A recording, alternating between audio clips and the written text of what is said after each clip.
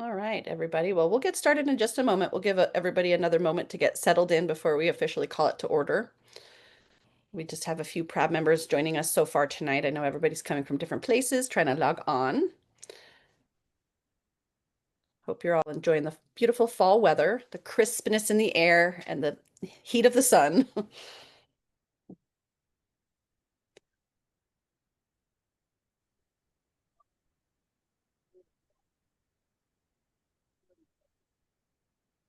All right. Well, we will go ahead and get started tonight. I'll go ahead and call our meeting to order here at 5:31 this beautiful October day. Thank you all for coming tonight. For our public who is joining us as participants, thank you for coming tonight and sharing your voice and listening in. And thank you to the PRAB members tonight who are here giving of your time as volunteers. We appreciate it. And thank you to all the Parks and Rec staff here tonight who also are spending their evening time with us, taking care of important PRAB business. So thank you. We'll start tonight with reading of our land acknowledgement, and Kendra has agreed to read that. Thanks, Kendra. Thank you, Lee, and good evening, everyone. We'd like to start today's meeting by reading a land acknowledgement. Thank you to the Denver City Council and the Denver American Indian Commission for creating this acknowledgement and allowing Denver Parks and Recreation to use it. Denver Parks and Recreation honors and acknowledges that the land on which we reside is the traditional territory of the Ute, Cheyenne, and Arapaho peoples.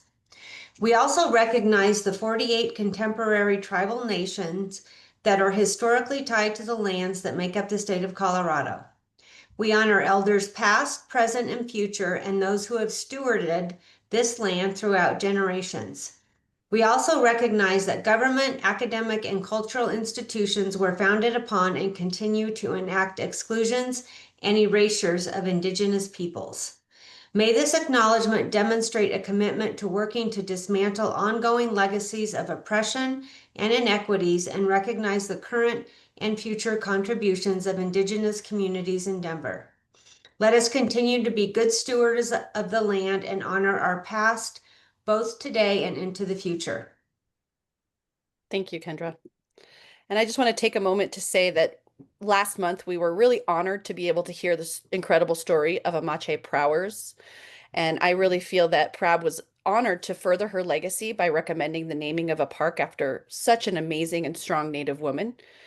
And I hope that we want to continue learning and expanding our understanding and building partnerships with tribal nations across the city.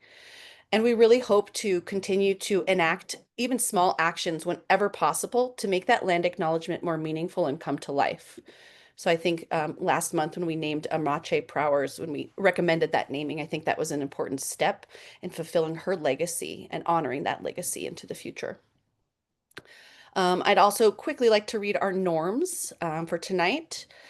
Our norms that we came up with are: be respectful, presume positive intentions, seek first to understand and then to be understood, stay focused on topics at hand, allow space for all to have a voice, listen without judgment, and live our values of equity and inclusion. So thank you so much.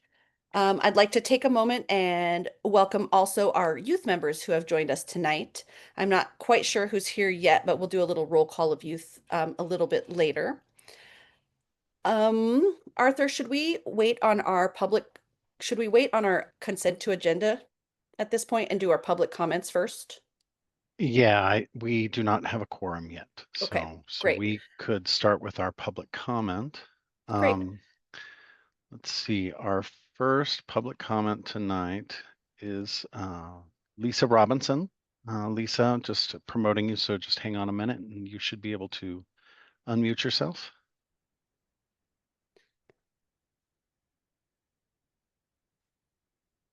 There we go. Okay. Hi, Lisa. Hi, Lee. How are you today? I'm well. Nice to see you. Nice to see you as well. Thank you, Arthur. No one in the city and county of Denver knows the difference between public and private property, and this will lead to lawsuits against the city paid by the taxpayers. DPR violates citizen rights, but never has to pay or get in any trouble. but they cause Denver's financial issues to worsen. Public property is paid for and owned by taxpayers. The homeless and tourists pay sales tax in Colorado and have rights under the U.S. Constitution. Since citizens are the owners of public property, they cannot be trespassed from public property unless they break the law. You can't just call the police and ask them to arrest and trespass because you don't like someone. But this was what Denver Parks and Recs did to me. The top people in DPR hate me intensely because I'm an educated person, knowing my rights under the U.S. Constitution. DPR has informed me in writing they're going to force me out of Denver. DPR has written me that I'm mentally unstable because I started a YouTube channel to expose their corruption. But the truth is, these top people in DPR are the mentally unstable ones, threatening me online, emailing me what I can and can't say in public comment, informing me if I don't follow their made-up rules, my speech will be stopped. How is this freedom of speech? DPR gave me a 32-day suspension, a 3-month suspension, and then a 1-year suspension for exercising my rights. No one in the city and county of Denver, with the exception of Officer Jacob Sanders, understands the U.S. Constitution. The First Amendment gives me the right to record in public space. I'm officially banned from all 250 Denver parks, but this is not enforceable, and I walk Washington Park every day like I have for the past 35 years. DPR issued me over 400 in citations, never handing them to me because I would not provide ID when I was standing in public space and I broke no laws. I said my name and they knew it was me. DPR then turned this almost $500 over to a collection agency, and DPR is trying to ruin my perfect credit rating. This shows the leaders of DPR's hatred and insane revenge, targeting me, a private citizen, using taxpayer money for their personal vendettas. Katie, the city attorney, got legal advice that she couldn't have me arrested in public, but Katie disregarded that sound legal advice and had me arrested. I'm in criminal court being maliciously prosecuted due to City Attorney Lee Trevino not understanding the difference between public and private property. Levi does not understand the First Amendment. It's unbelievable these city attorneys have no knowledge of opening the city up for lawsuits. Here's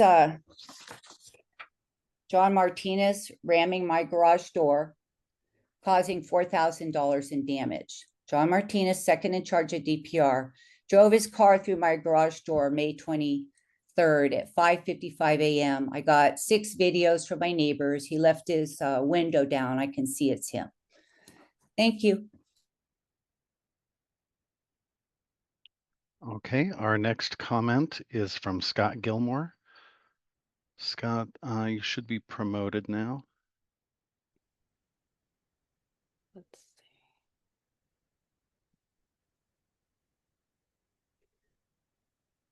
Thank you, Lisa, by the way, and hello, Scott.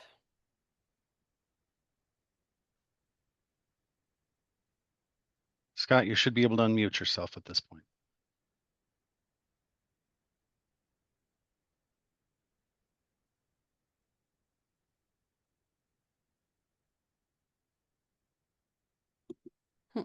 Okay, maybe he's having some technical difficulties. We can move on to our next public comment from Richard Driscoll.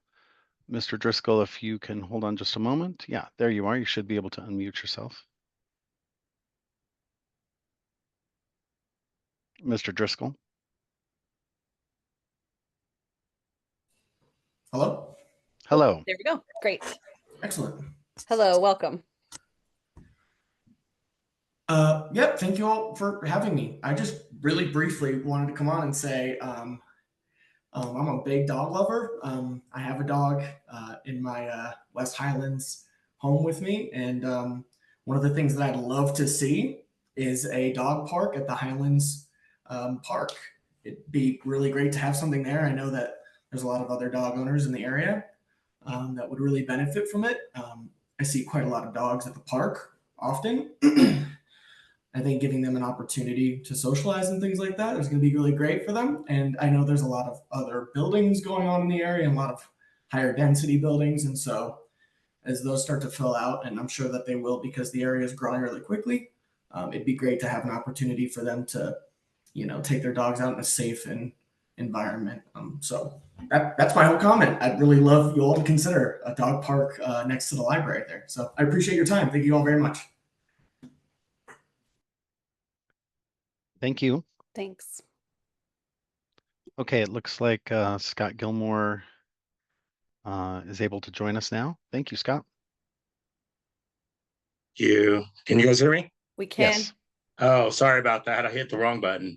I do want to thank everyone for letting me speak. I do want to actually thank PRAB for the time last month to listen to the presentation about Amache Prowers and the naming of the park. That did go to City Council this week. It was passed unanimously by City Council. We had some amazing speakers from the community speak, and they are very excited about this, park being named after a Native person. So I want to thank everybody from the bottom of my heart for all the support in this and moving it forward. And I do want to really acknowledge the Metro District and the developer because they have donated the land, which they owed. Rightly so. It was $6 million worth of land, though, and then another $3.5 million to build the park. So they're all in for about $9.5 million, where the city is putting in about $4 million. So that is an amazing opportunity to partner with a developer and a metro district to get a park built that might not have been built for another 20 or 30 years. So I do want to acknowledge Suzanne, who presented last month, and the metro district out there, Avion Metro District. I have been sending a few emails to the department and including some of the PRAB on some of those about inequities and how the maintenance around the city is being performed. I did list out a few things. I do want to highlight some of the things that I mentioned. The lights in Silverman Park are actually installed, so thank you very much. I have not been able to get out to see if they're on at night yet, but they are in, so that means it's coming. So they look amazing, and I want to thank the planning team for that. A question that has been arisen from some of the responses I got last time I sent in. The Parks Department has been building maintenance shops around the city. They built a beautiful maintenance shop at Rosedale, built a beautiful shop at Central Park. That is the standard maintenance shop that should be built for the community. And as we move forward for the maintenance staff have always been shortchanged. So come to find out, the maintenance shop that is designed for Far Northeast Denver is a tough shed or a metal fabricated prefab shelter. So that is not okay. Also, the Curtis Park pool seems to be half designed. It's going to be shrunk by 50%. Those are bond projects. Bond projects should be fully funded and also have there should be some legacy dollars put toward it. Just lack of maintenance in some of the parks and just things that I even mentioned before have not been addressed. Central Park funding is about $90,000 short. You would think that a project that's been in the books for over 2 years, a tennis court, the ball fields, could find $90,000 to actually get this project done. So I'm going to leave it at that. I'd like to see some of the timelines I asked for so I can actually present to the community. So thank you very much and have a nice evening, and thank PRABS for all your time and effort. I know you're volunteers, so thank you for everything you guys do. Thank you, Scott. Appreciate it. Appreciate you being here tonight. And that is all for our public comment tonight. Okay. Great. Well, thank you all for coming tonight. We appreciate your engagement with the PRAB and your ideas. We have committees and we will put them all on the tracker. Thank you very much. And we will address those later. Thank you. And at this time, we're going to go back. We do have a quorum, so we can approve the minutes from last month, from September. And thank you to Kim for sending a couple of edits that were just kind of things that we missed, some kind of clerical things. So thank you for that. We have a couple of edits from Kim. Are there any other adjustments or edits that need to be made to the minutes from last month? Okay. Hearing none, I would move to make an adoption to accept the minutes with the clerical edits from Kim as written. And I would ask, And thank you, Fran. And at this time, seeing no objection, I will ask if there are any abstentions or objections to accepting the minutes with those edits. All right. Then I will say that we will accept those minutes as written, and PRAB says yes. Thank you, Kim, for noticing that. All right. We will now move on to our presentations. We have 2 presentations tonight. We have a budget update with Jolynn, who is going to update us about some of the city budget stuff that's going on, important stuff that we need to be aware of. And as we move into the budget planning season, remember, we're not planning the budget. We won't be planning the budget for 2026. We're going to be looking all the way to 2027 when we start that process later. So this will be an important update for us. And then we also have a South Platte River update from Owen. So Jolynn, I'll turn it over to you. Great, thank you very much. Let me see if I can get this PowerPoint up.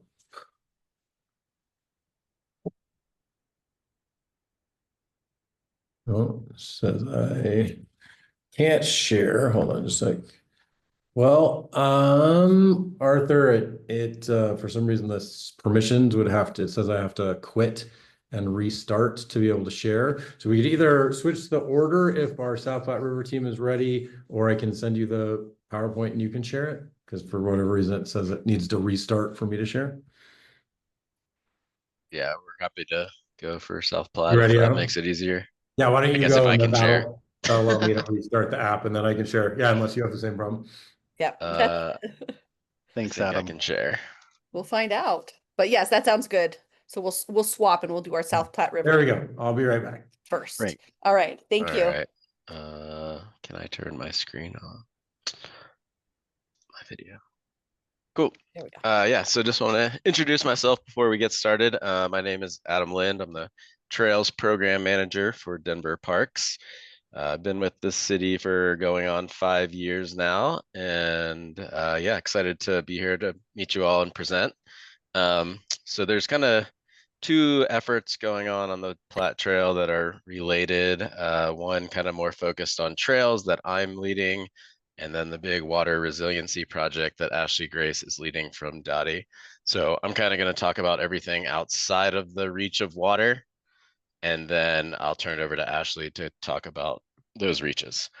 So just to kind of start off, if you are ever curious on your own on whatever is going on the Platte, we do have a dedicated webpage. So if you just search like Denver Parks, South Platte River Trail, you can get to this, and it has all of our projects listed at the top, and you can find out information about status, upcoming meetings, past meetings, stuff like that. But what we've also done is created a story map, and that's what I'm going to talk through tonight. So this is more interactive, more fun than just reading kind of text.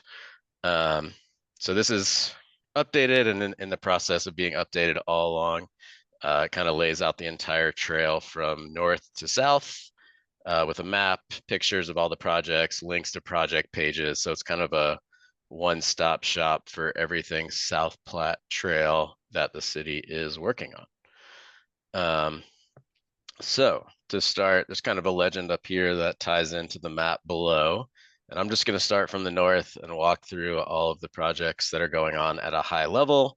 I guess if I can get through everything, and then if people have questions, we can ask that way, or we can wait until Ashley's done and do questions for all of the Platte Trail together, kind of however you guys think is best. So the first little segment here, it kind of zooms in. This is from the north end, from Adams County through Carpio Sanguinetti Park. Phase 1 of this project was building the levee and the trail. So this picture here is the completed trail for that section. So it's basically from 53rd to 51st. That is open. There's some lighting. You can see this awesome picture of the native vegetation that happened, flowers popping off. This is actually like one of my favorite pictures of the work that we've done. And this is part of kind of like a rendering of the park adjacent to the trail that exists on the riverside. And then all of Heron Pond, Carpio Sanguinetti Park is in construction now and should be, finishing up in the next, I want to say, year or so. So moving on to the next block is kind of from the south end of that. So 51st basically all the way down to Globeville Landing, is in construction now. So Dottie is building the Globeville levee through here to protect all of Globeville from major flooding. As part of this project, they are impacting the trail if you ride your bike through this area. There's detours set up. It's kind of going on in 4 phases over the next 4 years. So segments are being built throughout. The trail is being upgraded to meet our regional standard, which for the plat is 12 feet of concrete, 4 feet of crusher fines, and also includes solar lighting. So all future trail projects will include solar lighting, different kind of consistencies along the Platte and Cherry Creek. The goal is to light the entire thing with lights every 100 feet. So that there's no dark spots on the trail and the lighting is controlled, and we have ways to kind of set it for timers. So actually like overnight it'll dim, so it's not just blasting all the time, as the trail is pretty close to the river and native natural habitat. We don't want to just be blasting light throughout. So the first kind of phase of here is nearly done, and they'll be switching to phase 2. So the detour will be changing either by the end of the year or early next year. And then as segments are completed, the detour will keep changing until everything is complete through here. So this is a pretty major project that's going on. Globeville Landing Park is completed, incomplete, trail meets standard. So that one is easy to move through. So the next one stretch is kind of 38th to Confluence and continuing south. This is all part of that water reach. And so I'll skip over this and Ashley will talk about that. But the goal is with that project to upgrade the trails as well through that corridor. River Mile on the east or southern bank here. Plans are done. We worked with the developer through that, and that will widen that trail to 12 feet with the crusher fines. However, the implementation for that is reliant on the private sector. So we don't have any control as to the timing of that, but those improvements have been coordinated with DPR and approved and will meet our standards when it is constructed. So kind of continuing down, this is also part of the water reach. So we'll skip over that. And then the next section we get to is Sun Valley. And so this is part of the bigger Sun Valley Park project that's in the works, currently in design, I think about 90% design. So this will include the new park and also trail improvements and solar lighting. Not part of the plat, but there's also basically the Weir Gulch Trail from the plat over to Federal is getting ready to go into construction as well by the end of this month. So they'll be redoing the gulch, rebuilding Decatur Street through here, rebuilding the whole trail, also including solar lighting. So it's kind of through this corridor. So there will be a detour for this if you're in this area and use this segment of Weir Gulch, but not directly part of the improvements on South Platte. The next section that we get to, so to back up a little bit, this kind of section through Frog Hollow and 8th, this was all kind of done in the past and upgraded, so it already meets our standards. So the next section is from Bayard Avenue to Phil Milstein Park. So this project is at 60% design. It's federally funded. We are finally able to move the trail away from I-25. We've definitely have cars flip over I-25 and over the trail and into the river in the last few years. So the new project, if you're familiar with this area, once you come under the rail tracks, there's going to be a new pedestrian bridge that'll push you to the other side of the river. So you're getting away from I-25. We're going to leave this here and not demo it in case future maintenance, closures, things that come up, that trail will remain. And so the trail will follow this west side down here, all having continuous solar lighting. We're going to expand this existing 8-foot trail to meet our regional standard. And the whole trail will now be on the west side of the river. So that project is about $12 to $13 million, with most of that money, 80% of that or so, coming from federal funding. And that project will go to construction in 2027. The next one we move into is a project that's been in the works for a while now. It's in construction. I would say it's probably about 90% complete. So this is from Bayard Avenue down to Virginia. So this section here overlapped the Alameda Bridge. So if you're a bike rider in this area, or if you were driving through this area, CDOT was rebuilding the bridge. So they kind of took on a little bit of the scope to widen the trail underneath that corridor. On the southern side, the trail was wide enough and met our standard, but was pretty much smack adjacent to the roadway with kind of like a gravel shoulder and no separation. So for the southern side, we added in green infrastructure, narrowed the roadway, built a new sidewalk on the west side. So now it's going to be much more comfortable as a trail user. You'll have trees and vegetation between you and the road. And on the northern half, it was an old narrow 8-foot wide concrete section. So that'll be widened to the 12 feet of concrete, 4 feet of crusher fines, and all will also have continuous solar lighting as well throughout this corridor. So the project is planned to pretty much have substantial completion at the end of November. So it should be ready to open that up. The southern side is actually going to get open pretty soon. So trail users that have been kind of detoured on the closed road will be using the trail to get to Alameda and then kind of follow the detour on the north side. Do want to note there will be some construction continuing or probably restarting next year. Shouldn't impact the trail, but there's a big water quality facility that's going in here that we've designed with Mile High Flood District that really is more of like, it's a water quality facility, but it'll look like a park. There's a lot of interactive elements, outlooks, educational opportunities. So that's what's going to be in construction next year throughout this corridor. So if we keep going down by Johnson Habitat, that part is up to standard. And then if you do ride the plat, this has probably been the biggest annoyance you've had for the last 6 years. This retaining wall started failing a while ago, and we've had a lot of iterations of closing the trail, opening the trail, making temporary adjustments. In the last few years, we put up a bunch of Jersey barriers to further support this wall and added some asphalt through the section to keep it wide enough to keep it open.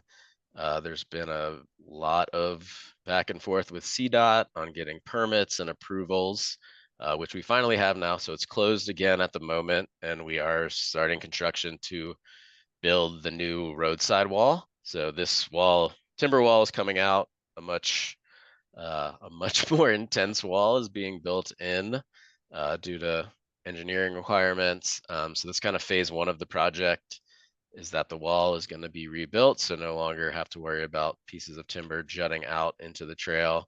And then there will be ideally a future phase two that'll widen the trail to meet our standard, include that solar lighting. We're trying to see if we can get all the permitting with floodplain impacts aligned so that construction is continuous, but there might be a phase where the roadside wall is complete, we open up the trail in a temporary condition, and then at a later time we come back and build that roadside wall and build the final trail outlook. So not necessarily the ideal way to get this built, but it's just the reality. There's a lot of complications here with building a trail in the floodplain, and a very sensitive floodplain model, if that means anything to you. Quite technically difficult to get to where we want to be. And then more or less the last project is a massive one. So pretty much from just north of Mississippi all the way down to the border with Inglewood.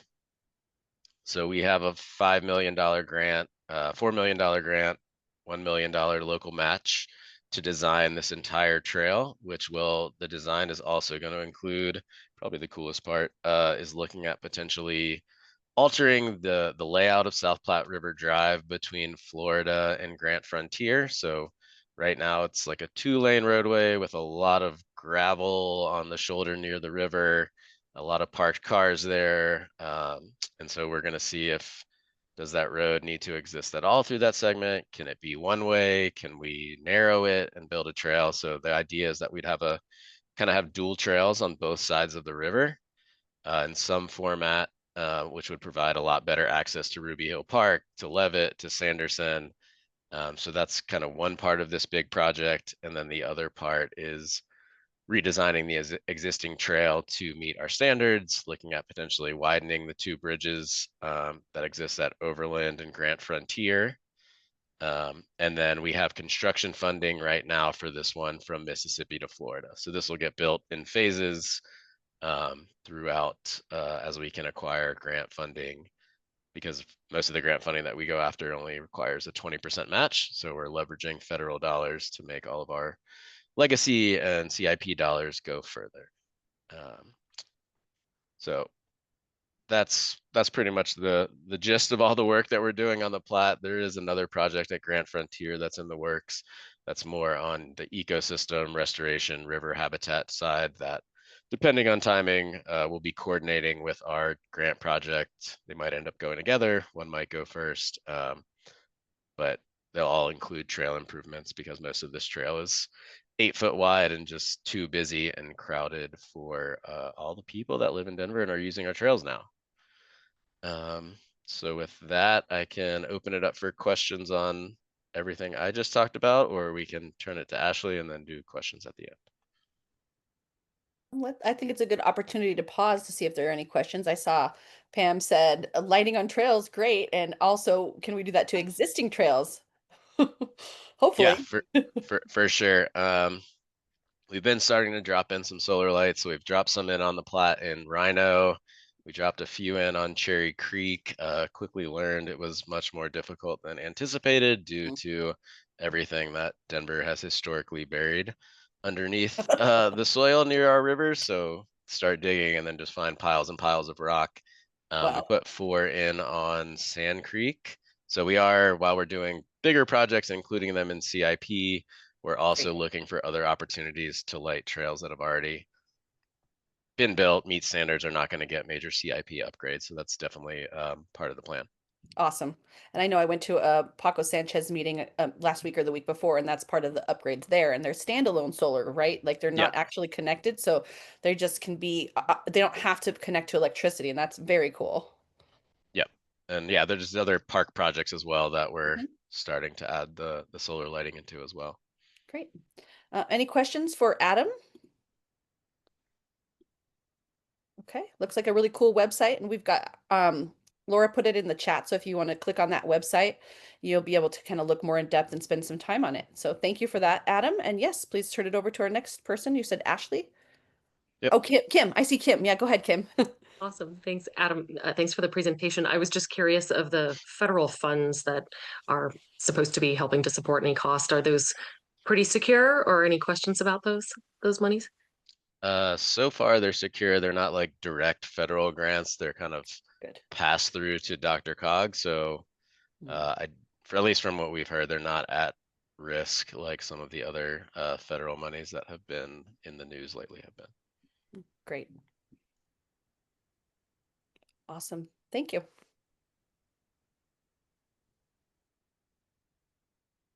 All right, Ashley. Welcome. Thanks for joining us. Yeah, thank you. I appreciate you having me here. Hi, everyone. My name is Ashley Grace. Can you see my screen really quick? Cool. Okay, awesome. Thanks for having me. My name is Ashley Grace. I'm the director of the Waterway Resiliency Program, which is a citywide program that's really representing collaboration from across the city to make this thing happen, but it's being spearheaded by the Department of Transportation Infrastructure. So I sit in our special projects and initiatives team. I've been with the city about 10 years, working all across the city, but have had the great fortune of getting to help spearhead this effort over the last 3.5, getting close to 4 years. And it's the big Army Corps project that some of you may have heard of. So I'm going to zoom out a little bit and give a little bit more just kind of what is this project? Why does it exist? There's definitely trail components, so I'll touch on that a little bit, but kind of give you a little bit more of a bigger picture flavor as to what the Waterway Resiliency Program is, in case you haven't heard of it. So real quick, this map right here gives you a good idea of the project area. So when we talk about the Waterway Resiliency Program, there's really 3 waterways that it encompasses. It's primarily focused on the South Platte River. So starting around Phil Milstein Park on the southern end and heading up all the way up into Arapahoe County. It also prioritizes work on some of our highest need tributaries to the South Platte, including Weir Gulch and Harvard Gulch. But I'm going to focus most of today on the South Platte. So a little bit of just fun background for everyone. I like to start with kind of why do we even care about the South Platte? The South Platte has been a really integral part of the region for an extremely long time, well before Denver was settled. This was the South Platte, and especially the confluence of Cherry Creek is where, more than 45 different tribal nations would come together for trade, for information sharing, community building. So it's always been a really critical space and place for this area, this region. Of course, Denver did finally, we did start to settle and build up around the South Platte River. Like many cities across the city, we chose something adjacent to a river so we could, kind of turn our back and really use it as a good way to kind of dump things and get rid of them quickly so we didn't have to pay attention to them. That's unfortunately the history of a lot of rivers across the country and elsewhere. But as we developed, we definitely used it quite a bit as a dumping ground, which is part of why Adam's talking about all the fun things we get to find when we dig stuff up around it, and really didn't pay much attention to a lot of the communities as well that surrounded the river. But unfortunately, the river reminded us we have to pay attention to it, whether we want to or not. And back in 1965, we had a pretty catastrophic flood that still to this day is one of the state's costliest disasters. And one of the reasons being that there really had been no sort of control on the river to help mitigate any of that flood risk. And we had started to encroach on that floodplain. The good news out of that, the silver lining, is that three kind of major things happened. One, the Greenway Foundation got its start following those floods. It became recognized there needs to be more of a champion for the river. We also, the state legislator helped move forward the creation of the Urban Drainage Flood Control District, which many of you may have heard of, which really helps plan for and implement work that helps manage our flood risk across municipal boundaries, because water could care less where you draw your municipal boundaries, and there's a need for an agency or a division that really looks across those various municipalities. And then the third, and very importantly, it really spurred action from both the city, state, and the federal government to build 3 dams that help control the South Platte River: the Bear Creek, Cherry Creek, and Chatfield. And those dams did a tremendous job mitigating our flood risk along the South Platte River, which was great. However, kind of that exclusive focus on both flood control as well as just that rapid urbanization that's happened in Denver over the last several decades has led to some kind of unintended consequences along our river. Specifically, this is not a happy or a healthy river. The South Platte doesn't want to look like this. River doesn't want to be straight. This is a river that wants to be wide and braided and sandy, and unfortunately we've really hemmed it in. And so that has really negatively impacted both the habitat as well as the communities that live alongside and or rely on the river. But just one other kind of piece of the story here as to kind of why are we also paying attention to its tributaries. In addition to that river story, one of the things that we've done over time as we've developed the city is that we've kind of ignored some of our key tributaries, and we've built over them. We've put them into very undersized infrastructure and have kind of put them to the side in a way. And it's, again, Mother Nature is reminding us you can't do that. You can't ignore water. Water likes to do its thing. And so as a result, we have a number of watersheds throughout the city that have pretty significant flood risk. Among those are Weir Gulch and Harvard Gulch, some of our largest priority unmitigated areas of flood risk, meaning we haven't really taken great action to help mitigate that flood risk. And so that's part of why Weir Gulch and Harvard Gulch are wrapped into this larger waterway resiliency program. So because of the undersized infrastructure in Weir Gulch, as an example, we know that we have tremendous risk that exists within the neighborhoods alongside the gulch, where in less than an hour, if we were to have a 100-year event, in less than an hour, we could see 3 to 5 feet of flooding, which is pretty significant. It takes usually 6 inches to knock an adult off their feet, about a foot to move a car. So 3 to 5 feet can be pretty impactful. So it's because of this that we also have really paid attention to some of these tributaries as well as part of the program. But the good news is that we are at a really great point in time in that we have kind of what we would consider a once-in-a-lifetime opportunity to really revitalize these waterways. I've been in city work for quite some time now, and cities are not static. We are dynamic, and we have the opportunity to make things better. And so I think the waterway program really represents one of those really tremendous and catalytic opportunities that we as a city are presented with. So a little bit more of what is, when I keep saying the waterway resiliency program, what is that? It's focused on improving the South Platte River and really improving that ecosystem habitat, ecosystems and habitat that rely on the river from Phil Milstein to Arapahoe County. It's mitigating flood risk on Weir Gulch and Harvard Gulch. So this is something that the city, starting back in 2008, said, hey, we want to do something about this. And because of the city and the Greenway Foundation and many, many other partners, we were able to get Congress and the Army Corps to pay attention to our asks here. And as a result, we moved through what we call the FEIS, which is an integrated feasibility study with the Army Corps and the City and County of Denver, 2014 to 2018, which looked at what can we do to make improvements to these things. Because we brought in the feds, it's moving slow, but the feds can also bring in some good resources. So 2014 to 2018 was the original study. It then had to go through its kind of federal process. So we had to get our record of decision, which acts as the NEPA clearance. And then Congress had to authorize this project, meaning they had to say, yeah, we agree this is a project worth federal funding. So that occurred in 2020. And from then we started saying, okay, we got to start asking for money, and we expected we get a little bit at a time to kind of make this a reality. But we got real lucky. And with the passing of the bipartisan infrastructure law in 2022, $350 million was committed to this project on behalf of the federal government to help us address these challenges and make that original study and its recommendations come to life. And so that is $350 million from the federal government. That, of course, needs to be matched by our local sources, which is a significant match. We're still kind of figuring out exactly what that entails, given that we need to advance our design. But again, this is a tremendous opportunity to really reshape what these waterways look like. And so with those funds in hand, the city and the Army Corps said, we really should try to figure out how to take advantage of these funds as quickly and efficiently as possible. And as a result, the city and the Army Corps entered into a really unique agreement, the first of its kind across the country, as part of what the Army Corps calls its Revolutionized Civil Works program. And what that is it's a program that says, hey, the Army Corps can deliver projects probably faster and more efficiently, but we need to figure out some pilot ways to do that. And so Denver raised its hand and said, we want to be a part of that pilot program. And so what that did is it allowed us to enter into an agreement in which the city and county of Denver actually gets to lead all of the contracting. We're in charge of what the design looks like and the implementation for this program, which is extremely unique. It did come with a lot of risks, which I'll talk about in one of my next slides, because by the way, I'm almost done. But again, it's really precedent setting. We were the first to ever execute an agreement like this.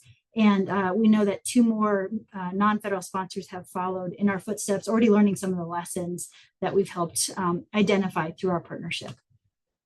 So again, this program really just creates an immediate opportunity for us to think about how we can provide critical flood protection, natural green spaces, and safer connections in some of the communities it's needed most. So this is just a background map of NET, like our equity index, which indicates in those darker colors where some of our most underinvested communities are. And so this project really falls in some of our highest need areas, which we're quite excited about, because not only can we restore ecosystem and make improvements there and address flood risk, but there's an opportunity to enhance our mobility and to create more equitable access to our recreational opportunities along these waterways. So what's possible? We have roughly 3 to 5% design, which means there's still a lot of room to create a vision here. And so this is just a high level cross section of essentially what's recommended from that Army Corps study. And you can see the idea here is we're laying back the banks, we're adding in more riparian wetland and aquatic habitat improvements, but also doing so in recognition of our urban context. It also creates quite an opportunity to continue to enhance our trail system throughout the reaches of the South Platte River.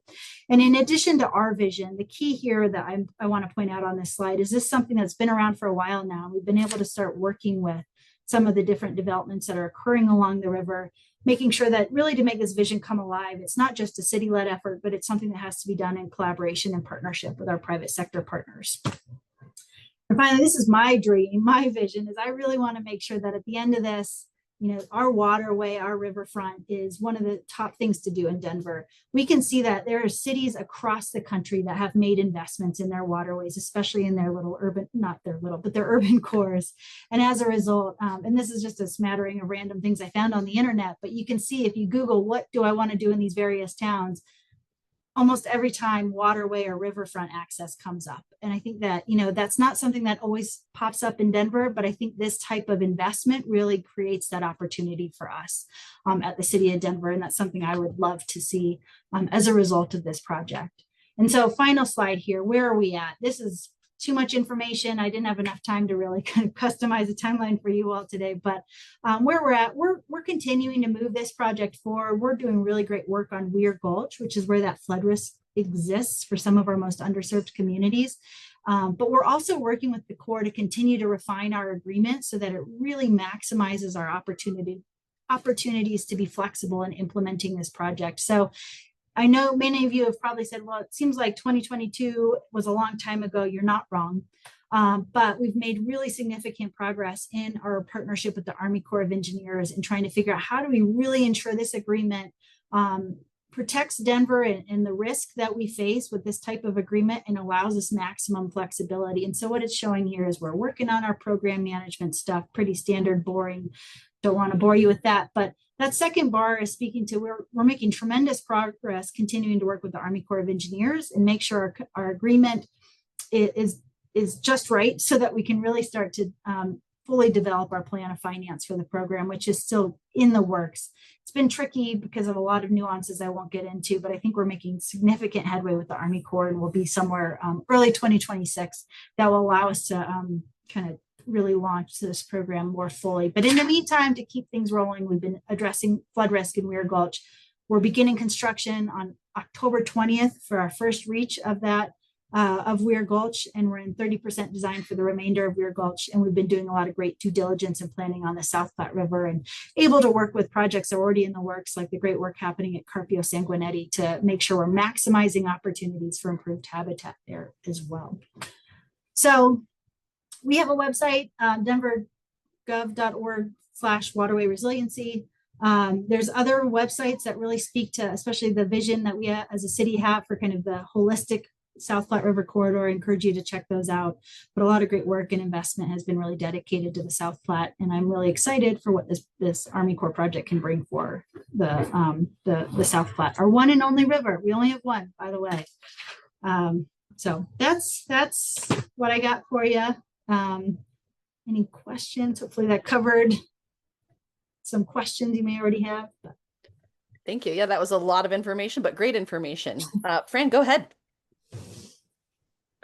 One of the things that comes to mind for me, and I may be totally off base here, but that there's the stadium that's being proposed to be built at where it used to be the old Gates plant at between Mississippi and I don't know what you would call that, the exit to go to I-25, either south or north.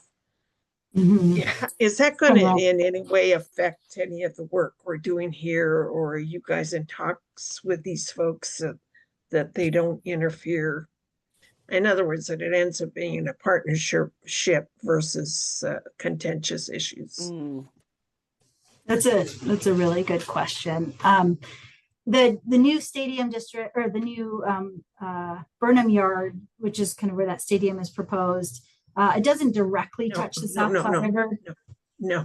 Let me correct you.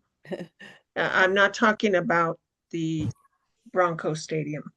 Oh, the soccer I'm stadium? talking about the soccer stadium,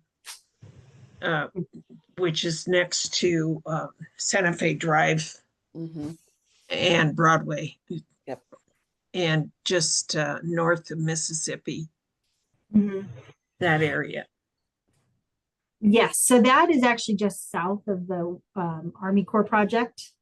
So it doesn't touch this, but we are in close coordination with kind of all the things happening on the river. And Adam, of course, is making sure we're doing good work in that space as well from a trail connectivity. But I will say that, again, I'm in the special projects team within DOTI, which is important because that's where a lot of kind of these major efforts, we may not be leading, for instance, the National Women's Soccer League, but my department and this group within the department is really plugged into those conversations. And so we do a lot of work to try to ensure that there's kind of this bigger, more holistic vision, whether it's the National Women's Soccer League or whatever else is happening along the river corridor. Okay. Good question.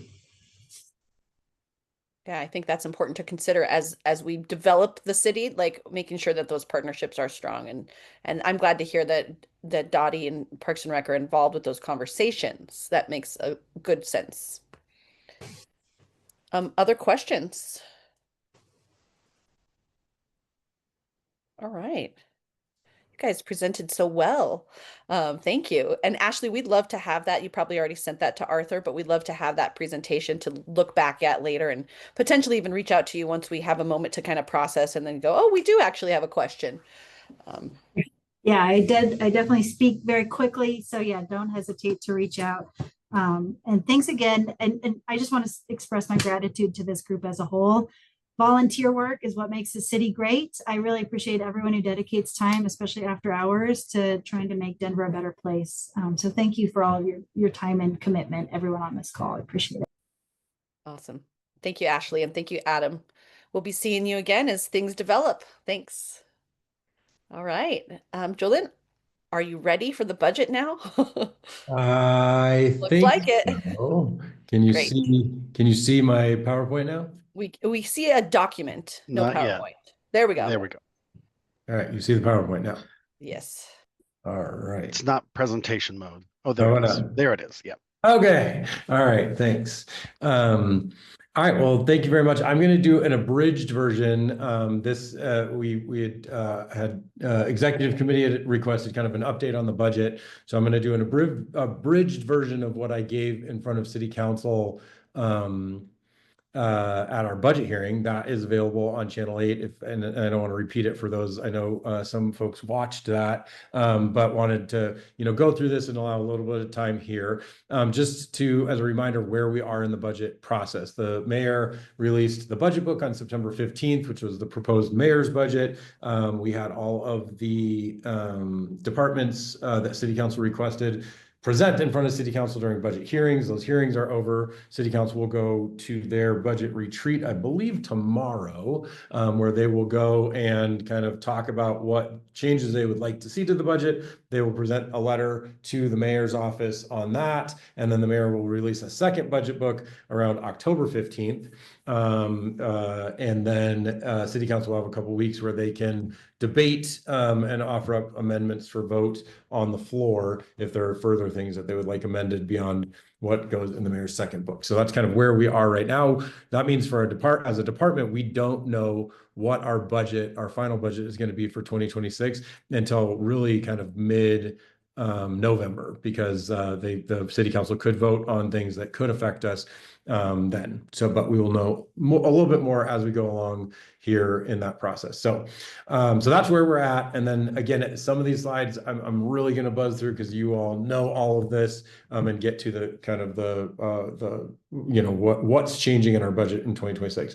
This is what I'm going to go through quickly. This is just our mission, vision, but I want to highlight, here early, and you'll see it on many slides, some of the things that we were able to protect despite the fact that this was a very tough budget year. And I have to give a shout out to all of our awesome DPR employees. We opened up the process to all of our employees all up and down the org chart to submit ideas for places that we could save money. And a lot of those ideas saved a lot of money, and preserved these kind of core services for our residents. And so we just have an amazing team. And this, what you'll see in here really is a budget that it was a very hard time for our employees to sit with the kind of unknown of what was going on with the budget for kind of that 90-day window. But the plus side of that was the budget reflects all of those innovative ideas, folks really saying, hey, this is what I do every day, and this is where we could save money doing it while preserving those services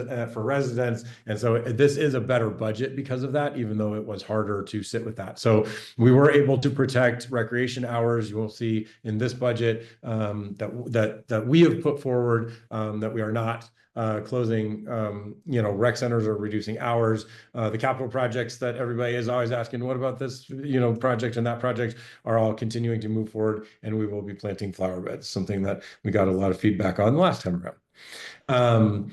Some of the things that we did kind of consolidate for efficiency and effectiveness and to save some money was permitting. We have 2 different phone numbers, 2 different teams. If you want to rent out a room in a rec center, that's a different phone number and a different team than if you want to rent out the boathouse at Wash Park or one of our permittable events or a picnic thing. So we're consolidating that for better service to our residents. So it'll be 1 number, 1 team to call to get all of that. And also our volunteer programs we had happening in 2 different places with mobilizing volunteers in different ways. We've consolidated that and housed it with our operations, directly with our operations. So there's that more direct connection to what is the work that needs to get done? What are our teams struggling to get to with fewer resources? And so that we can really get volunteers to work directly on those things.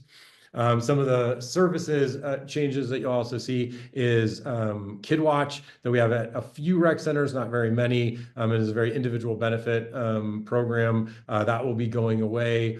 Our emerald ash borer treatments will be pivoting. That you'll see in here. That is really as much a function of the fact that the pest has now been found, as you've heard in the news and we've talked about in Denver. And so there was always a plan to have a 1 program for prevention, try to keep the bug out as long as we could. That worked very successfully for 10 years as a national model for kind of that preemptive. But now we need to pivot from preventing it from being here to now it's been found in multiple locations across Denver. And so really pivoting to a different strategy of what we are protecting and saving and what we are planting to come up in its place. A little bit of a shift in some of our hazmat cleanup programs that we also share a contract with Dottie on, and then cable TV in rec centers. So from the big stuff to the little stuff, most people now have their phone and they're watching something on there. And so we'll be eliminating cable in the workout rooms.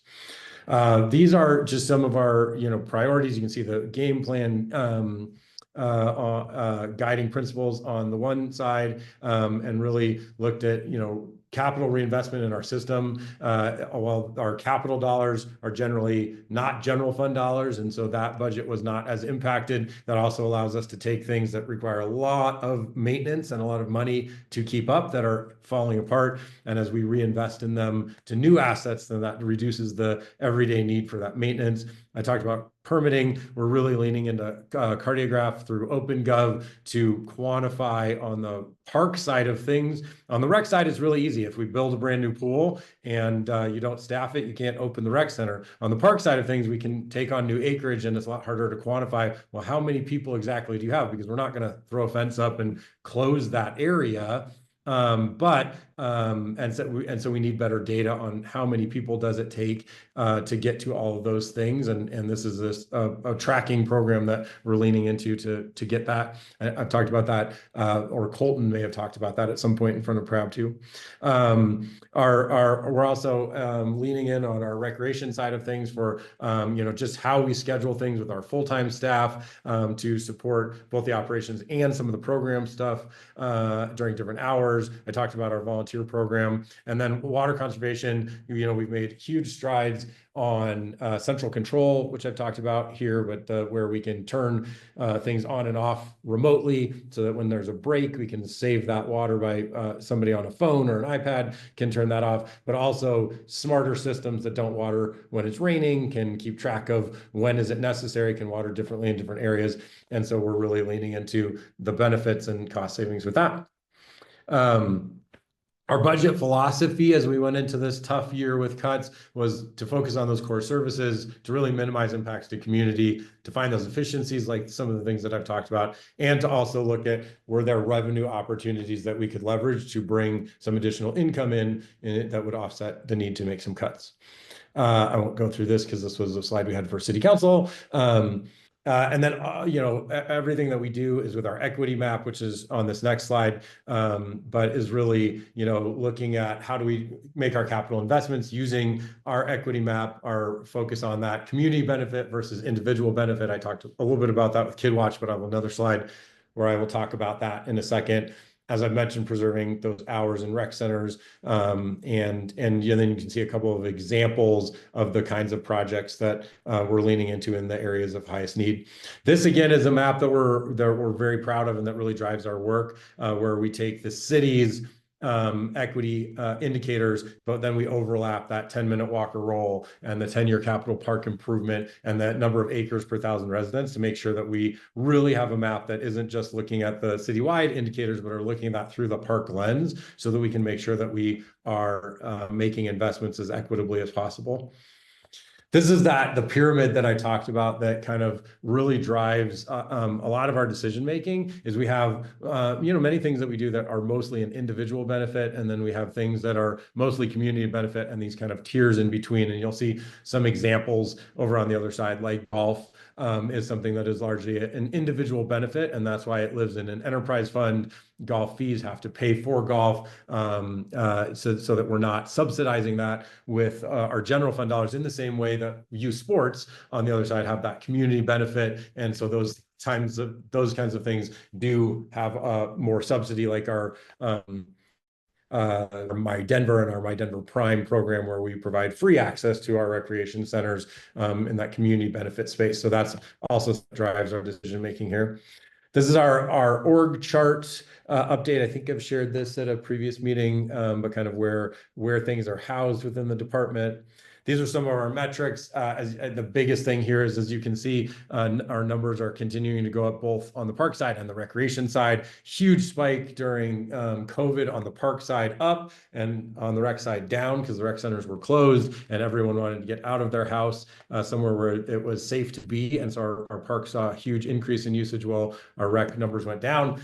And really our recreation numbers have fully recovered and are growing, and our parks numbers went up.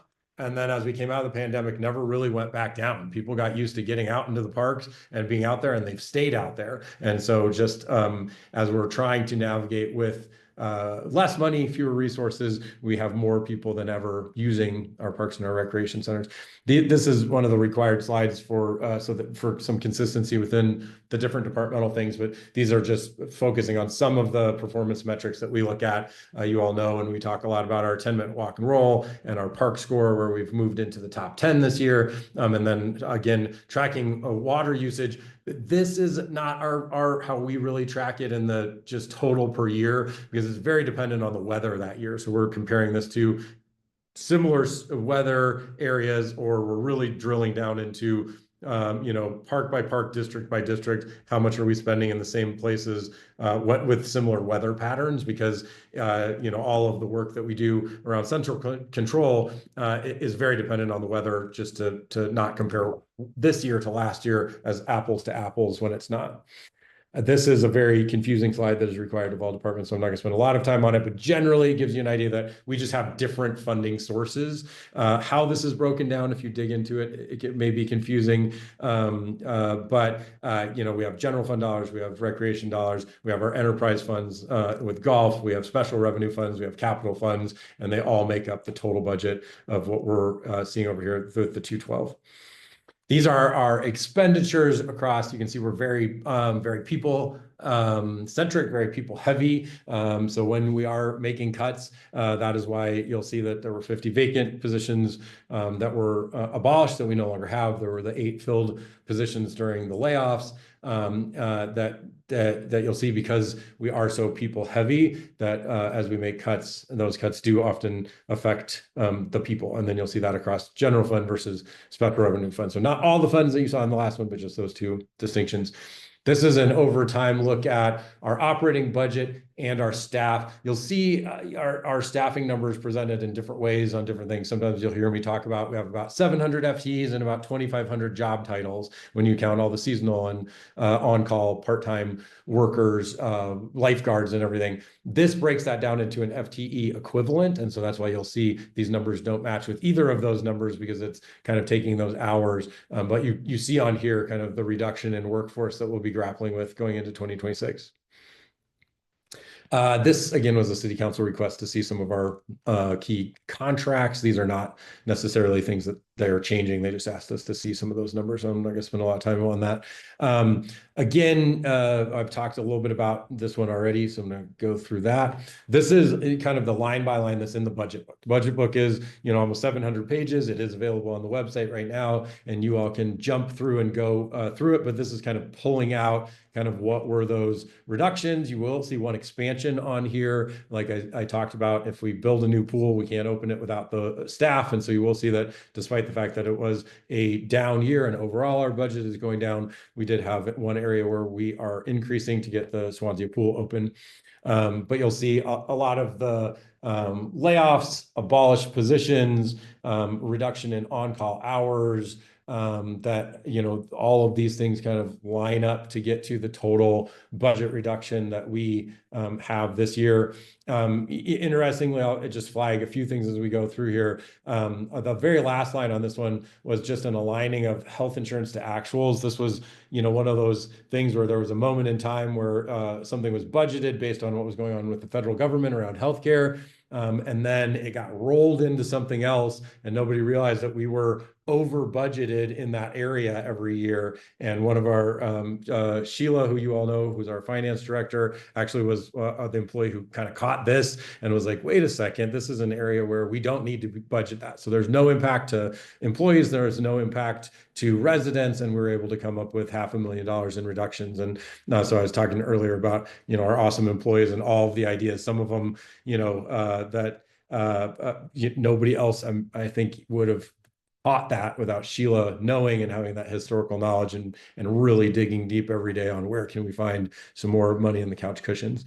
This is a continuation of the personnel. You'll see a lot of our abolished positions here on the first one, and some moving of eligible expenses to special revenue funds, where not ideal or what we like to do in a perfect world, but there were positions that it was either we're going to need to eliminate more positions, either vacant or filled, or do we have special revenue funds that have the capacity to take those on, and that would, reduce the impact for that group or for that division, where we did make some strategic decisions to move things into special revenue funds. We're revamping how we do our scheduling and how we handle overtime versus comp time to reduce some costs there. And we had some expiring positions that are also not coming back. So you'll see all of that kind of on there.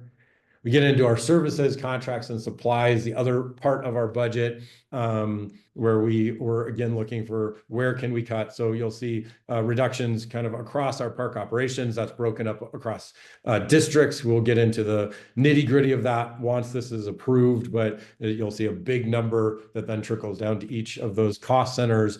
And you'll see the little stuff. Again, we were looking for everything and anything that we could to preserve positions and to preserve the services. And so even those little things like the cable TV you'll see on here, and then you'll see a lot of the reductions on the forestry side of things as we pivot from some contractual work to work being done by staff instead of contracted out, or pivot in our EAB response now that the emerald ash borer is here.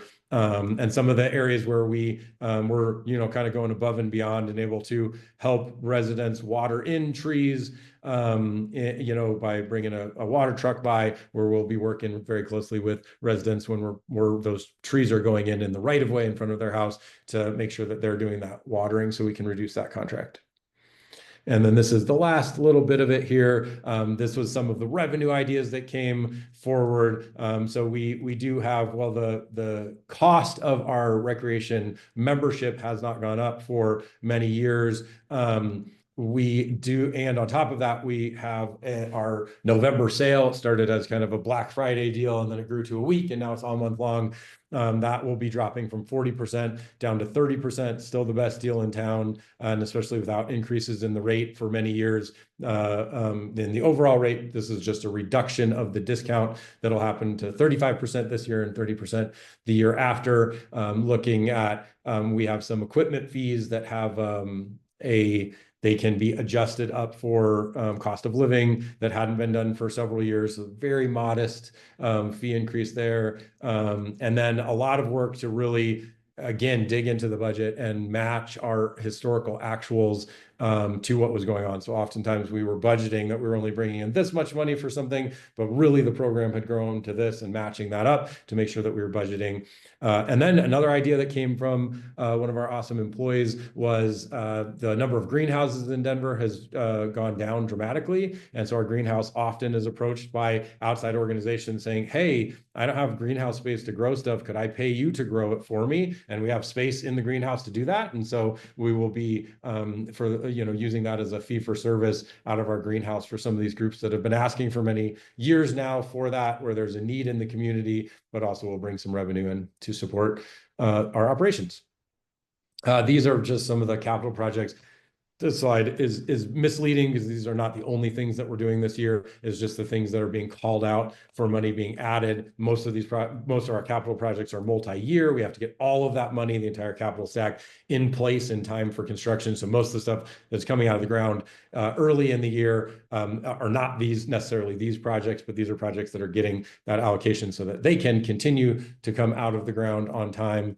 And then we highlighted some of the grants that we also have coming in the door coming up. And then this is our enterprise fund. Golf, again, lives in its own fund where golf fees pay for it. So you'll see, very different picture here. They don't have that general fund where the budget issues are. And so they do have some expansions with their growing operations and some of the needs and inflation that's happening on the golf side of things.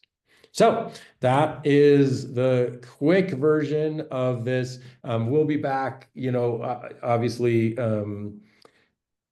next month to give you a little bit of update, but the budget still will not be official and approved by City Council, but by the next time we meet, but we'll have a pretty good idea of what kind of amendments City Council might be putting forward, because they will have provided their letter to the mayor by then. And so I can give you that update next time around. And then we don't meet in December, but by the time January rolls around, our budget will be approved, and I can highlight where it met or did not meet what was put forward at this point that you saw. So that is the budget stuff. Are there any questions on that? I'm sure. Thank you, Jolynn. I think the total number is very large of reductions. That's what it looks like to me.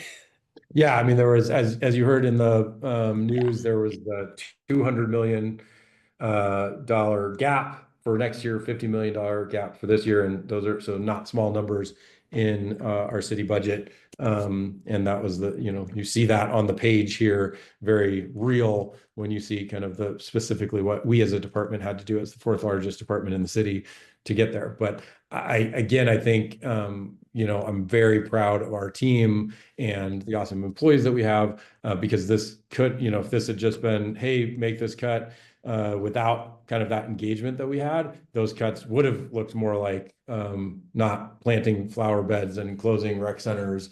And you don't see any of that in here. That really the impact to our residents was minimized as much as possible. The impact to our employees was minimized as much as possible. That doesn't mean that there is no impact, but to get out of a year like this and a budget like this in the shape that we did is a testament to the awesome work that the DPR team did. Yeah. Well, thank you for all that thoughtfulness that you put into that and engaging with all of DPR to get their feedback. I think that's really valuable. I do have a concern about like trees, just the tree canopy. Like we are trying to increase that, and cutting those services is going to be really challenging. I think we'll have to rely more on like the parks people, for example, Kim, and just other organizations to kind of fill the gap, because trees are one of those things like, hey, if we don't plant a flower bed one year, that's not a big impact and we can replant it in a year or two. But if we let trees die, or we're not watering them, or we're not planting them according to our plan, I think that is a real detriment to the city in the future. Yeah, and again, I'll highlight a little bit of what Luke spoke about at our hearing is we're really, we are still focused on growing the canopy. This was right sizing our contracted work versus what are we doing city employees. This was about pivoting, which was always part of the plan, on our EAB response, now that it's a different world with the pest here. And it's really about focusing on making sure that we're really investing in trees being successful. Yes. You know, there have been times in the city's history where the city has announced, hey, we're going to go plant however many trees and plant them, but if you don't take care of them, then they're not still there. So really saying, yeah, we need to make sure, in order for a tree to be a productive part of our canopy, in growing that canopy, it has to be successful. And so let's really focus on drilling that in, working with residents to make sure that we're being successful in the trees that we're planting, which doesn't always look like more trees, but it's doing it the right way. And so I feel confident that we will continue to be growing the canopy with this, and almost all of the cuts in forestry were to work that we were contracting outside of the city on these contracts, and not necessarily reduction in you know, staff and some of those programs. So. Okay, that makes sense. Thank you. Other questions, comments? Kim, go ahead. Thanks, Lee, and thanks for the presentation, Joel. And there was so much packed in there. And I, following up on the tree thing, I know at the last Sustainability and Resiliency Committee meeting, we talked about being really interested in just getting some sort of information or presentation or whatever on the kind of new phase of the EAB plan now that it's been found here, and knowing that that was just in June and you all have been dealing with the budget cuts and what was going to happen with layoffs and all that stuff. So knowing there needs to be a little bit of time, but it's at the right time, I'd love to just learn more about that. Yeah, we can definitely talk to Luke and our forestry team and get a presentation on the PRAB agenda. So Arthur, if we can add that to the look ahead for future things, that'd be great. Yeah, great. Other questions, comments?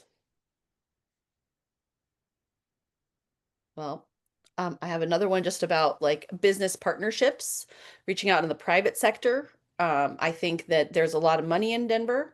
And so even though the public funds are reducing, I think we can still just continue to engage with the private groups. And I even think about like school, like, as you know, I'm a teacher, I work at a school. And so like sometimes we have like a night that's sponsored by, we're like, hey, sponsored by Spinelli's or whatever. And this is brought to you by, and I know we don't do park sponsorships. We don't do that. And we don't want to put business names all over. But is this an opportunity to let businesses sponsor something perhaps at rec centers that would be cut?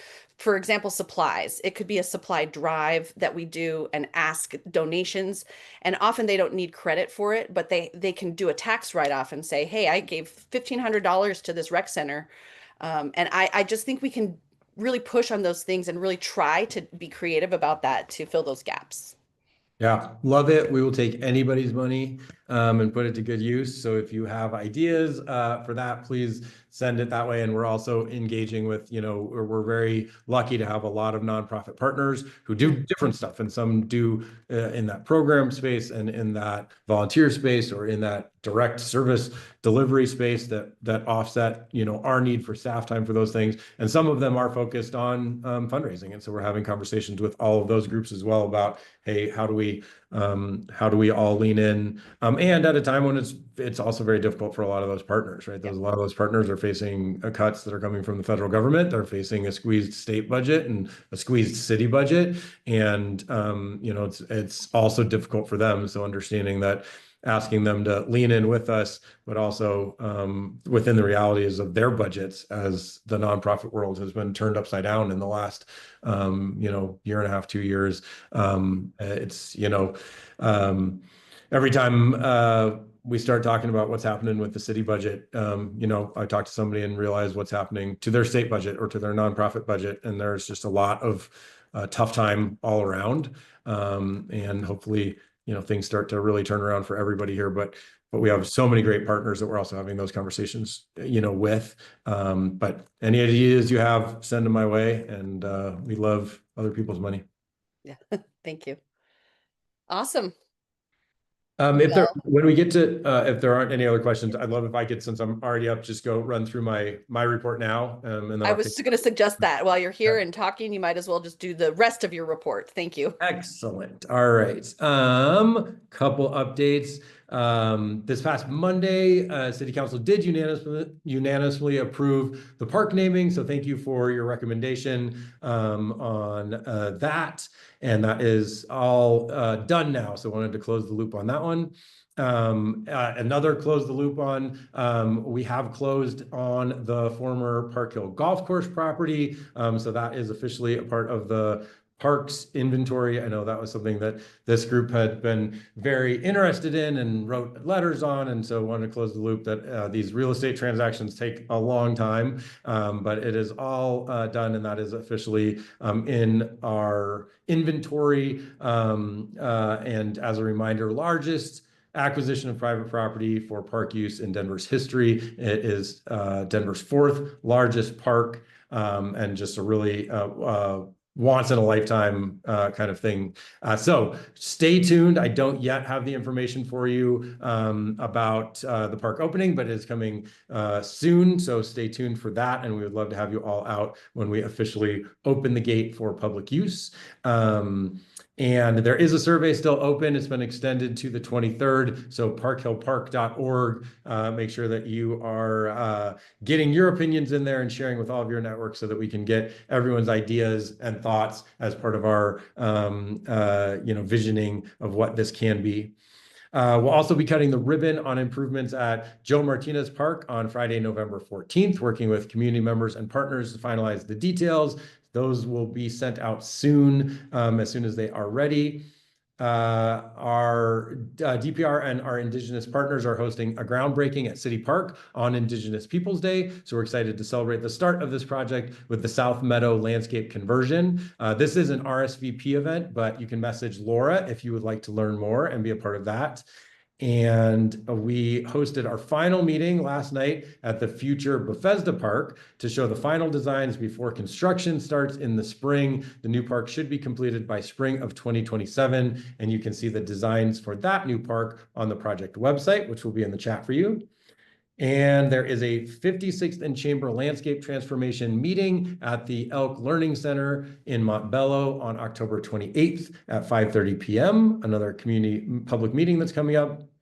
On the recreation side of things, we are having Halloween events all over the city. So spooky movie in the park at St. Charles, trunk or treat at La Alma this Friday, spooky paddle at Berkeley Lake with Outdoor Adventure. They're happening everywhere. Harvey Park, Athmar Park, Cook Park.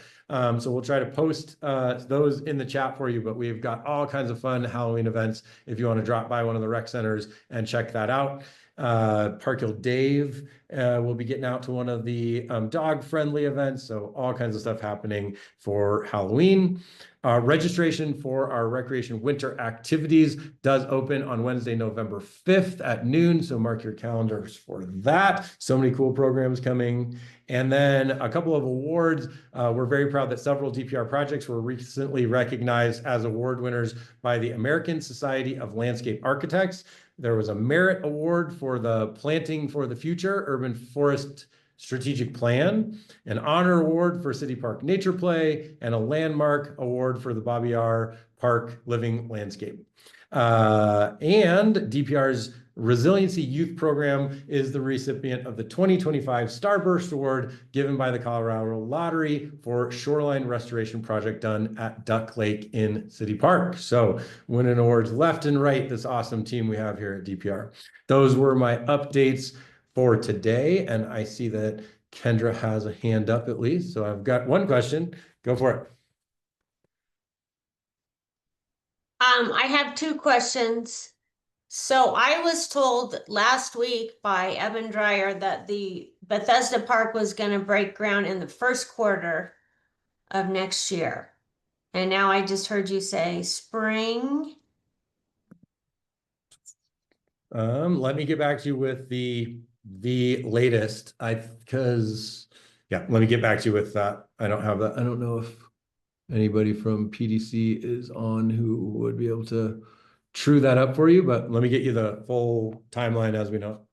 Okay, because it's frustrating for that community who was told that we're going to build the park in 2023, and it's just taking forever, and it's 1.9 acres, which is really small.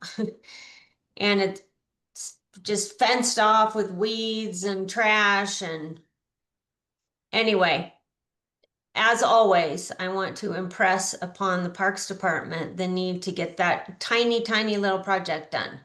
Yep. And then what did you say about Babiyar Park? Sorry, I'm looking at the project website for that one, and it on our site it says construction early 2026, project complete spring of 2027. So, but I'll get you more details on that one. And then your other question Babiyar was, sorry, trying to get back on the right screen here.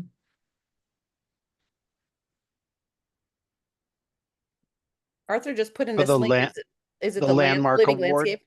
Yeah, Oh the yeah, it was landmark under the award. awards. That's what I'm looking Yeah. under the place. So it won the landmark award from the American Society of Landscape Architects for a living landscape.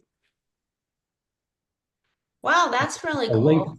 for that too, that I think will be dropped in the chat for you. But it was one of the 3 award winners at that were given out for the American Society of Landscape Architects. Cool. That's awesome. And if you've never been there, my fellow PRAB members, I bet you haven't. It is on far southeast Denver, and it borders Aurora, and it is a very, very special and moving park commemorating something that happened in Ukraine during the Second World War, when the Nazis gunned down hundreds of thousands of people into this Babiyar ravine. But it's got these beautiful monuments, and it's a very, very special place, and I recommend that you visit it. Awesome. Thank you. Any other questions, comments for Jolyn? All right. Well, thank you, All Jolyn. right. Thank you so much. Good information. All right. Now, finally, we're moving on. Sorry for all the adjustments tonight, but I think that we're a go with the flow and we get it all done regardless. So thank you. We'll go to our committee reports. And I'd like to just start with the recreation. I know that's not first, but I'd like to recognize the youth that is here, and that's kind of become part of the recreation and programming committee. And I just want to recognize that Riley is here tonight, and McKenna and Tasneem is here tonight. Riley and Tasneem were here with us last year in we're calling it a pilot year, where we just kind of said, hey, come try some stuff out. And this year we've done a better job, a more kind of cohesive idea of what we're trying to do and engage with youth. And we've sent out an email to mentors who volunteered, and hopefully you've been able to connect with our youth. I'm not sure all of the rest of them are here tonight, but we'll follow up and find out who else is on our committee. But we're glad to have you here tonight, and please reach out with any questions. And hopefully Riley, McKenna, I know I set you up with a mentor, and oh, I see Anya is here as well. Thank you, Marlene. And I see Anya's here. So hopefully you've all heard from your mentor, and Tasneem will reach out in the next couple of weeks to set you up with a mentor as well. Marlene, anything else you want to share about that? No, I just wanted to say welcome, Tasneem. Thank you for coming back. And I wanted to share, we think about investing in our youth, and I wanted to share one of them was not able to be here tonight, but I wanted to share a little bit about the email she sent me because it is very impressive. She said she apologizes. I'm going to have to miss. I'm going on a college visit. Our flight will be in the air during the meeting. When I realized that this morning, I felt horrible, disappointed, and frustrated. I really don't want to let you down. I'm fully aware that I also had a scheduling conflict last month, and I hope you won't lose faith in me. Both conflicts have been very real, but I'm realizing that with only one meeting a month, I really need to plan to honor this commitment. Please know I take this role very seriously. I'm passionate about the work and incredibly grateful for the opportunity to be part of it. I will get this right. Over the past month, I visited 2 recreation centers and 1 park in Denver and took notes on each of them. I will be happy to share them with you. I also read the summary from last month's meeting and plan to do the same for tonight's. I mean, I think that it's really wonderful that we have our young people that are so dedicated and committed. So I just thought I would share that. Absolutely. And we will get to, we have some questions and we'll share them with everybody. Some questions we worked on that we're going to give to the youth when going to visit a park and a recreation center. So they have an idea of, you know, what we're looking for. And we'll share them with everybody on PRAB. I don't have any updates from September because I haven't received the September dashboard with all the numbers for the rec centers. But that's okay. Thank you, Marlene. And thanks for kind of spearheading the youth program. Pam, you put your hand up briefly, but you put it down. So if you would like to speak, you are welcome to. No, I was just looking for the applause. I think that letter was so preciously written. I mean, it was just great. I had to share it. I was like, that's wonderful. Thank you for sharing it. Yes. Yeah. Agreed. Really sweet. And thank you to those of you that are here tonight. Riley, Anya, Tasneem, and McKenna. We know you're here and you would write a similar email if you weren't. So thank you.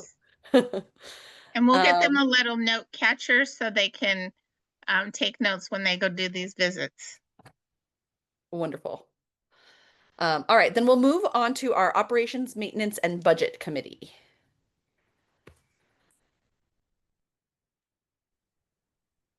I don't have any updates, but we need to start talking about our budget letter for 2027, which is just hard to get your head around because they haven't even approved the 2026 budget. But I'm thinking about approaching it differently, but I'm gonna start planning on that, and I will let you all know what's next. And Arthur, I don't know if we have anything on the October agenda. Yeah, I can check on that and we'll chat offline, but I know Sheila would be more than happy to meet with us to talk some more about how to improve our budget recommendations. Okay, thank you. Great, thank you. Awesome. And then we've got sustainability and resiliency. I'm not sure if anybody was on that committee meeting. I know Kim mentioned talking about getting some more information about the emerald ash borer. So go ahead, Kim. Yeah, and with I'm gonna fail here. I didn't take notes from that meeting. Arthur, if you can remember, because since Jack's not here, I think it was a very abbreviated meeting. We had actually a member of the public come in and so we were kind of chatting with her for just a little bit. And then I think the only thing I'm actually remembering us discussing was emerald ash borer. And at some point when the time is right, when Luke Kaloran has, you know, an EAB response plan update, we'd love to hear that. So that's what I'm remembering. Awesome. Thank you. Then we've got our planning, design, funding, and accessibility. Okay, we did not meet in September, so nothing to report from the last meeting, but we do have a topic or two to discuss at this next one. So we will be meeting next week on the 21st. And I'll get with you, Arthur, because I know there was something that staff wanted to bring to us. That and just checking in to see if there was any public comments that were assigned to us. So I'll follow up with you and we'll get that, pull that agenda together. And if any of the team members want to provide any topics, please let me know. With that, I will go ahead and pass it on. Thank you. All right. Thank you. All right. Executive committee, I don't really think we have many updates. We talked about the nominations. I don't think there was much else and planning this. So Marlene? We were talking about in the executive committee about how to get more information to DPS. And we wanted to talk to Trina about that, Laura. Laura was mentioning an Yes. email she received. Yes, because Laura was told something about like, oh well, DPS won't put anything more from DPR in whatever Thursday folders or whatever like the weekly is. And we thought maybe Trina, Laura can talk with you about, then show you the email she got, and maybe we can figure out a different way to send out updates and kind of engage with the youth through the schools. Oh, I can't hear you, Trina. I see you talking. That would be great. And I would love to know who at DPS she had coordinated with so I could follow up as well. Fantastic. Thank you. There's definitely other avenues. It's for the kids, so we want to make sure we collaborate. Fantastic. And because one of the things we talked about was like we want to increase the usage of My Denver card and even just educate people about it. Like all the kids can have My Denver card. It costs nothing. So get it. And so just even that kind of thing. So thank you for that. Yeah, I would even mention that there's a lot of families use Discovery Link for after school care. Mhm. And there's some new processes and a lot of parent complaints about Discovery Link.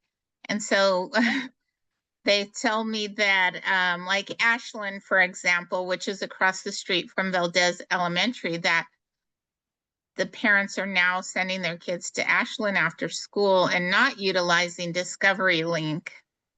And so just making sure we have good communication with DPS.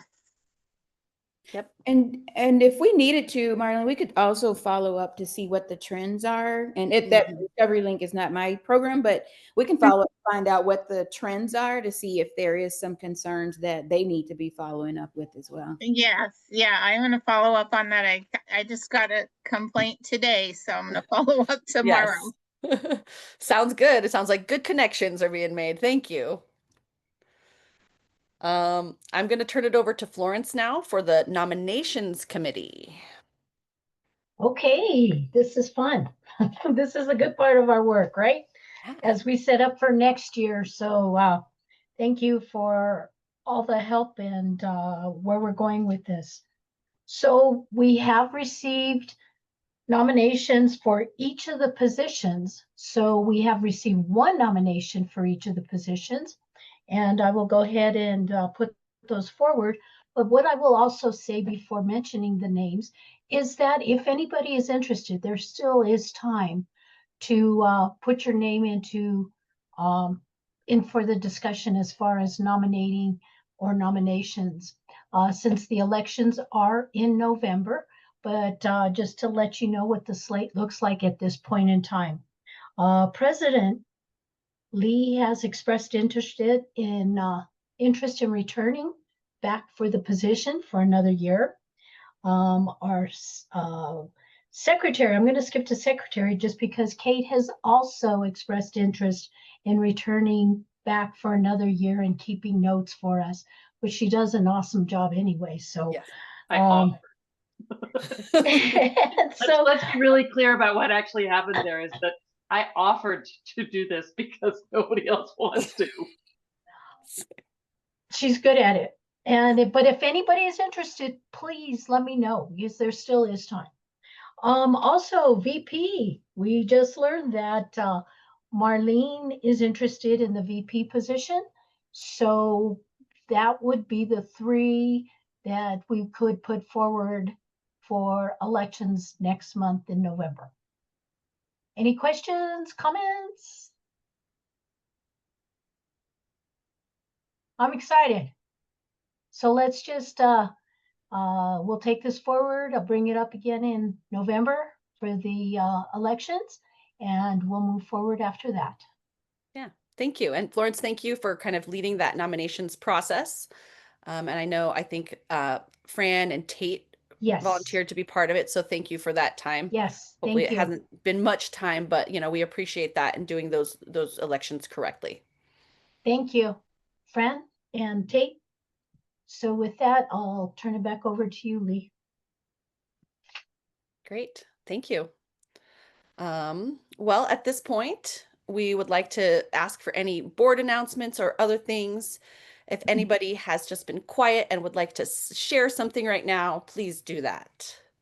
If any of the youth would like to speak up now and have a question or comment, this is a great opportunity for you.